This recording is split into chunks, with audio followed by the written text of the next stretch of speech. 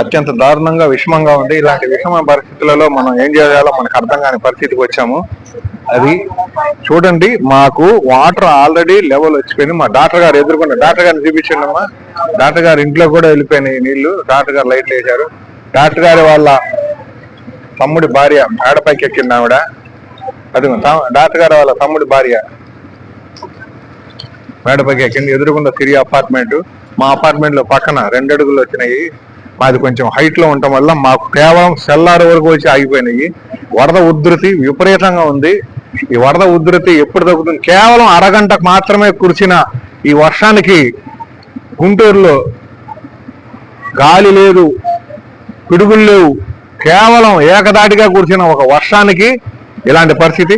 ఇదంతా చెరువులో నుంచి గండి కొట్టే నీళ్లు కానుకుంటున్నారు. చెరువులో నుంచి గండి కొట్టే నీళ్లు కావి. కేవలం గుంటూరు నగరం మున్సిపాలిటీ వాళ్ళు కట్టిన కాలువలు చాలక పరిస్థితి అత్యంత దుర్భరంగా ఉన్నటువంటి పరిస్థితిలో ఈ బ్రాడీపేట 2వ లైను 18వ రోడ్డు ఉన్న వాళ్ళ పరిస్థితి మా పరిస్థితి కన్నా మాకన్నా ముందున్న వాళ్ళ పరిస్థితి ఇంకా ఘోరంగా ఉంటుంది. అక్కడ 5 నుంచి 6 అడుగుల హైట్ ఉంటుంది. వెళ్ళేసరికల్లా కంకరగుంట గేట్ అంటారు ఆ ప్రదేశాన్ని.